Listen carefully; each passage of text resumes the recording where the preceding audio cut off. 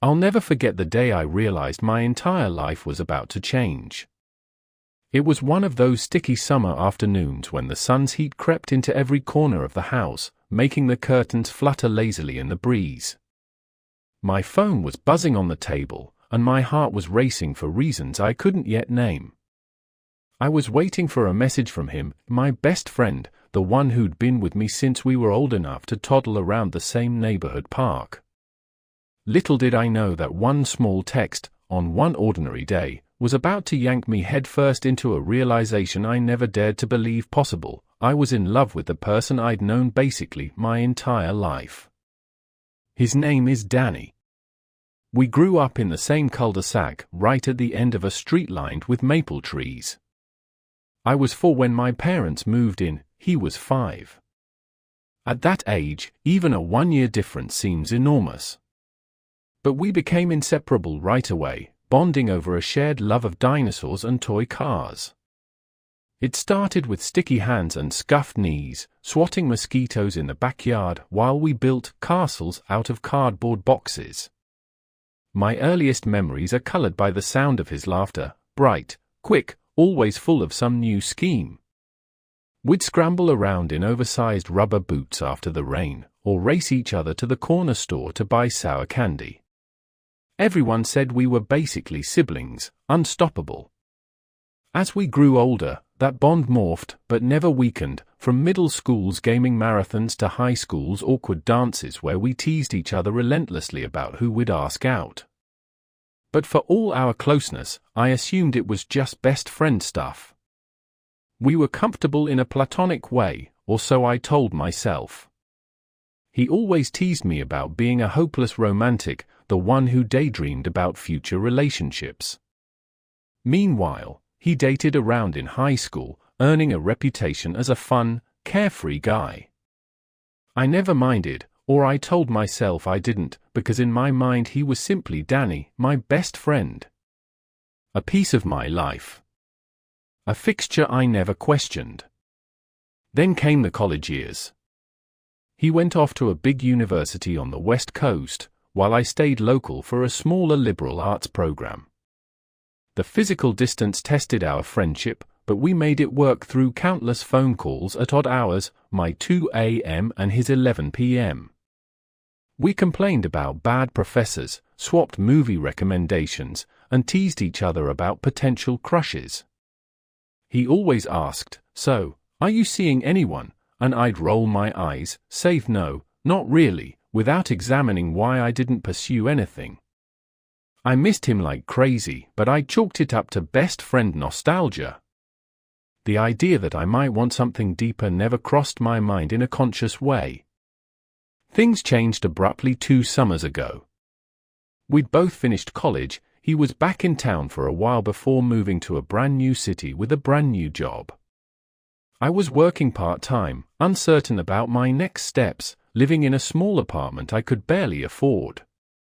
One scorching afternoon, Danny waltzed back into my life, lugging a worn duffel bag and an easy grin, as if no time had passed at all. He crashed on my couch for a few weeks, half laughing about the chaos of adulthood, half lamenting how expensive rent was. We were in that awkward post-college haze, half child, half adult, searching for who we wanted to be. I remember the day I realized something was off with me. We were in my apartment's tiny living room, trying to fix the AC unit that kept sputtering. He was kneeling by the window, sweat beading on his forehead. I was behind him, handing him a screwdriver, watching the flex of his shoulders under a thin t-shirt. That's when a bizarre flutter gripped my chest. My face grew hot, and I thought, wow, he's changed. He wasn't that scrawny teen with messy hair anymore. He'd become a man who carried himself with a calm, self-assured aura. The moment was fleeting. He turned around to give me a triumphant grin about wrestling the AC back to life, and I forced out a laugh, ignoring the jolt in my stomach. I told myself I was just happy to see him again. But after that, I couldn't stop noticing details. The curve of his smile, the way his laughter rumbled deeper than it used to. How he'd flop onto my couch after a long day, close his eyes, and sigh contentedly, giving me a glimpse of his jawline in the soft lamplight. A tension coiled in my gut that I pretended not to recognize. It all built toward a single, unstoppable turning point.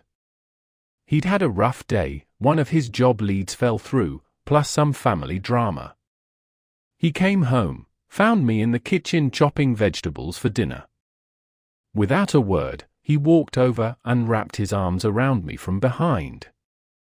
"I needed a hug," he murmured.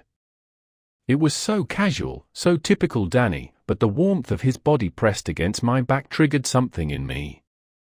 My breath caught. I had to steady my hand so I wouldn't drop the knife.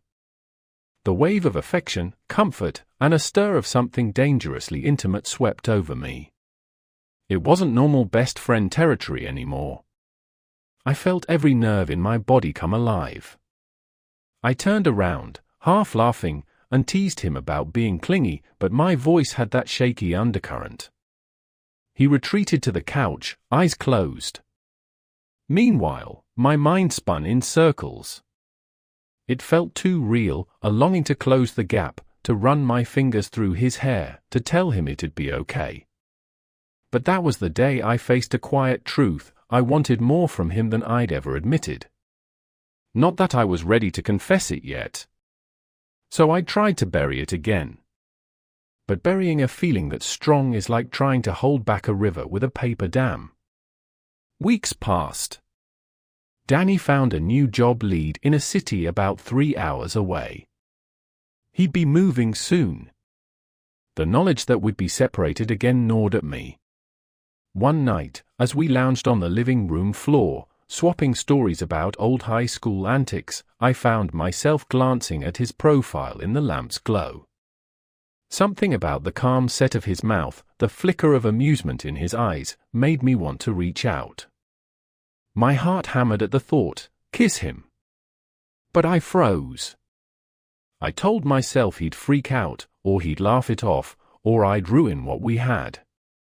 Then I got that text, the one I was waiting for, though I didn't know it at the time. He'd gone out for a drink with old friends, and around midnight, my phone buzzed. "Hey, mind if I come back? Wanna talk?" D. There was an unspoken tension in that message, or maybe I imagined it. He had a key, sure, but he asked permission first. Something about the phrasing made my pulse quicken. 15 minutes later, the door clicked open. I'd been pacing in the kitchen, hair muss from running my hands through it. He stepped in, cheeks slightly flushed from a couple of beers, wearing that same old denim jacket. "Hey," I said softly, trying not to sound breathless. "Everything okay?" He didn't respond immediately, just walked over and tugged me into a tight hug. I was startled, arms pinned to my sides. He smelled like night air and a faint whiff of cheap bar cologne. Slowly, I relaxed into it, burying my face in his shoulder, my heart a wild drumbeat. "I'll be leaving in a few days," he whispered. "I hate it. Feels like we only just reconnected." My throat constricted. "I know. But it's not like we'll never see each other again. We've done distance before." He pulled back, hand still resting lightly on my shoulders. His gaze was intense, searching. "It's different now." I tried to interpret his expression: sadness, longing, something else. My mouth felt dry. "Different how?" He hesitated, biting his lip. I can't keep pretending I don't realize how I feel about you, all right? I keep telling myself it's just nostalgia, but it's not. I might have fallen for you. And I have no clue how you feel, and I'm terrified of messing this up, but it's killing me not to say it. My mind reeled. My body seized with shock, relief, and overwhelming joy, all colliding. This was the confession I'd fantasized about for weeks, months, maybe years if I was honest. My heart soared, but words stuck in my throat. I just stared at him, his eyes shining with vulnerability and fear. He turned, like maybe he was ready to run out the door if I rejected him. That spurred me into action. I grabbed his wrist, pulling him back. My voice came out hoarse. "Don't go." "Because?" "I feel the same. I have for a while." A stunned breath escaped him, and in that moment, it was as if the air thickened around us. Slowly, we leaned in. My mind buzzed with the impossibility of it, my best friend, the one I'd known forever, lips inches away from mine. Then those final inches disappeared. Our mouths met in a kiss that was gentle, trembling with the precariousness of crossing that line. It felt like stepping onto thin ice and discovering it could hold our weight after all. That night, we talked until dawn, half laughing, half crying with relief. We recounted early memories, like the time I broke my arm and he stayed overnight in my hospital room to keep me company, or how he used to slip notes into my locker just to cheer me up after a test. We recognized all those small signs that pointed to something deeper than mere friendship. Then we dozed off in each other's arms, no longer needing the pretense of separate spaces. When we woke, the sun was streaming in through the blinds, painting lines of light across the messy living room. We blinked at each other, realizing we were lying tangled together on the fold-out couch, arms wrapped around the other's waist. An uncontrollable grin overtook me, and he matched it with a shy smile. "Morning," he said, voice husky. "Guess we have a lot to figure out, huh?" I nodded, heart fluttering. "A lot. But I'm all in." He left 3 days later, but with a promise to return. We decided to give this a real shot, not hide behind distance or fear. The next few weeks were a blur of texts, video calls, late-night confessions about how badly we missed each other. I visited him in his new city, a modest place brimming with his new job's possibilities. We spent that entire weekend exploring coffee shops, walking hand in hand along a riverside path, kissing under an old bridge where no one was around to see but the stars. It felt surreal. My best friend had become my partner, in the most natural, joyous way possible. Not that everything was easy. Telling our families was nerve-wracking. My mom nearly choked on her coffee when I said, "So, you know Danny, right? We're together now." She spluttered, "You mean, you're dating your best friend?" I braced for more shock, but after a few minutes of stammered questions, she blinked away tears and said she was happy for us, hugging me tightly. She muttered something about always suspecting we had a special bond. It turned out, all that time, she believed we might be soulmates without quite naming it. He told his family too, which was more of a rollercoaster because his dad can be a bit old school. Tension brewed, but eventually, they realized they wouldn't lose him over this. We navigated a handful of awkward dinners, but each time we parted, I admired the quiet confidence with which Danny faced them. He wasn't a scared kid anymore. He was a man who knew what he wanted. As months rolled on, we created a new routine. We lived in separate apartments, but visited each other often. The distance of 3 hours was frustrating, but bearable. We planned weekends like treasure hunts, each meeting spot a new adventure, a farmhouse bed and breakfast, a lakeside cabin, or simply his new place, ordering takeout and building pillow forts like children. We joked that we were making up for all the lost time we spent ignoring the what ifs. One of the greatest moments happened the following summer, about a year after we'd admitted our feelings. We stood in the middle of our old neighborhood, the place where we'd grown up, faces lit by the same flickering street lamp that once guided our nighttime bike rides. We snuck around the corner to that ancient maple tree where we used to hide as kids. Under that tree, Danny took my hand and softly said, "All those years, I never told you, but I sometimes dreamed we'd end up here, or together." Not that I had the courage to mention it then. I squeezed his fingers. I wish we'd realized it sooner. But maybe we needed to grow separately to appreciate what we had. He leaned in, pressing his forehead to mine. In the hush of that nostalgic street, I realized life had led us in a perfect, roundabout way to each other's arms. It was the sense that no matter how many roads we traveled, we were always going to find our way back to each other. Our story wasn't purely rose-colored.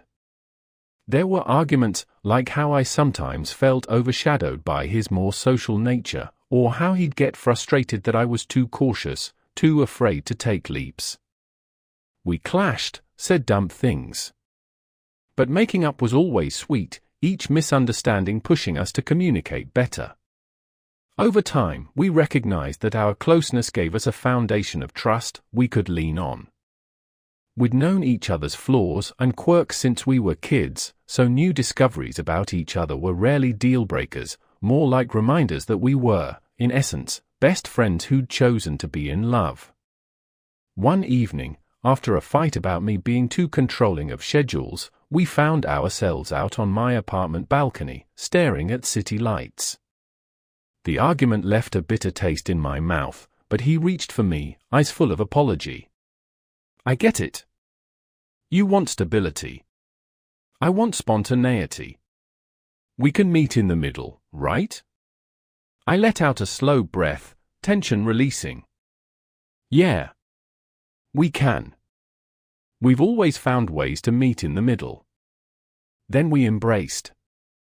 The synergy we'd had as kids, unstoppable in our shared imagination, was still there, guiding us through adult complexities. So here I am, telling this story. I guess I want the world to know that sometimes, the greatest love story isn't the random new person you meet at a bar or the epic swirl of drama you see in movies. Sometimes it's the quiet evolution of someone who's been by your side your entire life.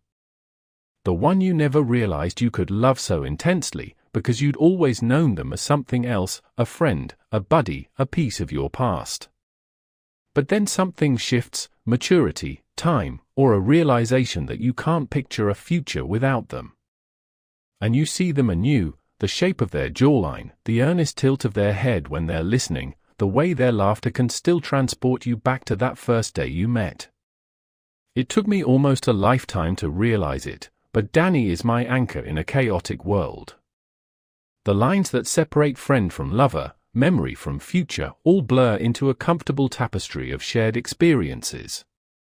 People ask us sometimes, "How long have you been together?" And we smile, exchanging glances, because do we count from the day we were toddling around that cul-de-sac, or the moment we finally admitted our hearts were entwined? What I can say is that the best part of loving your lifelong friend is that you skip the awkward learning curve. You already know how they like their coffee, milk, no sugar, which songs make them dance like an idiot, anything 90s pop, and the entire map of their heartbreaks and joys. And you realize you want to be there for all the next joys and heartbreaks too. To me, that's real love, a continuity that stands the test of time, from muddy child sneakers to grown-up rent checks, from silly inside jokes to will you be my forever? Yes, it's a risk. Because if it fails, you lose not just a relationship, but a friend who shaped your entire existence. That possibility terrified me. For a long time, it paralyzed me into inaction. But we overcame the fear together, trusting that our bond was strong enough to handle a deeper, more vulnerable connection. Maybe that's why I want you to stay until the end of this story, so you'd know that no matter how impossible it seems, or how bizarre, love can flourish in the spaces you once deemed purely platonic. If the foundation is there, if the trust is unshakable, maybe the step from best friend to life partner is the most natural leap in the world. Sure, it's messy. It means rewriting your entire narrative of who that person is to you. But the payoff can be extraordinary, a sense of belonging that's deeper than anything you've felt, because it's built on a lifetime of shared history. We eventually moved in together, about a year after that fateful confession. It wasn't a grand palace, just a decent apartment with enough room for two. Unpacking boxes made us laugh about how many random objects from childhood we still kept, like the plastic T-Rex he refused to throw away, or the battered puzzle box we used to fight over.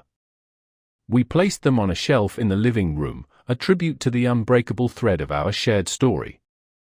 Sometimes, we'll glance at those items mid-argument, and it instantly dissolves into laughter, because how can you stay mad when you remember how young and silly you once were together? I recall an afternoon not long after we'd settled in. Danny plopped down on our couch, arms folded behind his head, eyes drifting closed. I sat at the other end, half reading a newspaper. Then he looked over and patted the cushion beside him. I slid closer, feeling his heartbeat sync with mine. "It's wild," he whispered, "that we spent decades being so close, and only in the last couple of years realized we wanted this." My chest felt tight with emotion. I guess we needed time to see it. But at least we have the rest of our lives to make up for it. He kissed me, softly. In that quiet living room, the hum of the fridge in the background, the late afternoon sun sliding across the floor, I tasted the most beautiful contentment. Because this wasn't some fleeting fling.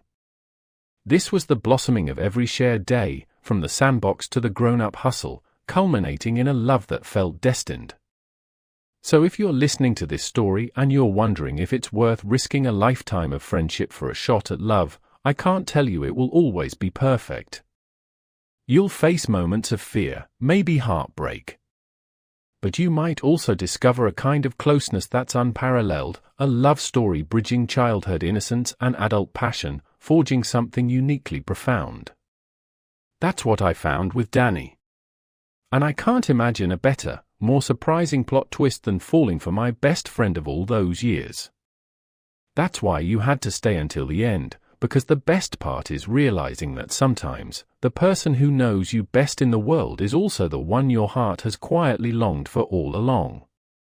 Maybe I was blind not to see it sooner, or maybe the timing is exactly as it should be. Either way, we're forging a future side by side, enriched by a past we share. Now, as I wrap up this account, I glance across our living room. Dan is on the rug, petting our cat. Yes, we adopted one together, occasionally glancing up to give me that grin that still melts me. We're not kids anymore, but in those smiles, I see glimmers of the fearless children we once were, rushing headlong into every new adventure. And I know we'll keep doing that, together. Because in the end, that's what love is. It's a leap, a trust, a vow that the bond you share is bigger than fear. It's the promise that your lifelong friend is the one you want walking beside you in every chapter, no matter how unpredictable or beautiful they turn out to be.